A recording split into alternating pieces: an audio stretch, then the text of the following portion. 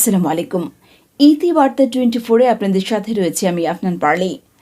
বাংলাদেশ ইসলামী ছাত্র সেনার 46তম প্রতিষ্ঠাবার্ষিকী উপলক্ষে ছাত্র সেনার বৃহত্তর আনোয়ারা উপজেলায় বর্ণাঢ্য র্যালি অনুষ্ঠিত হয়েছে। বিস্তারিত দেখুন বিশেষ প্রতিনিধি আমজাদ হোসেনের প্রতিবেদনে। আনোয়ারার অবকাঠামোগত বেহাল দশা ও বেকারত্ব দূর করে ইনসাফভিত্তিক সমাজ প্রতিষ্ঠার আহ্বান জানিয়েছেন বাংলাদেশ ইসলামী পথ মনোনীত সংসদ সদস্য প্রার্থী মাওলানা এস.এম. শাহজাহান। শুক্রবার বিকেলে উপজেলার খালাবিবির দিঘির মোড় এলাকায় বাংলাদেশ ইসলামী ছাত্র সেনার 46তম প্রতিষ্ঠাবার্ষিকী উপলক্ষে আয়োজিত ছাত্র সমাবেশে এসব কথা বলেন তিনি।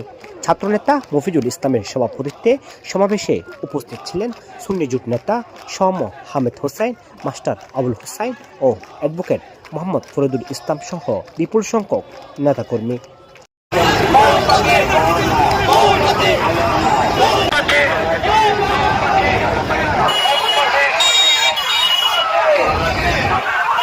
সমাবেশ শেষে একটি বিশাল গণ মিছিল উপজেলার গুরুত্বপূর্ণ সড়ক প্রদক্ষিণ করে। আমজাদ হোসেন, ইতিবার্তা 24, আনোয়ারা, চট্টগ্রাম।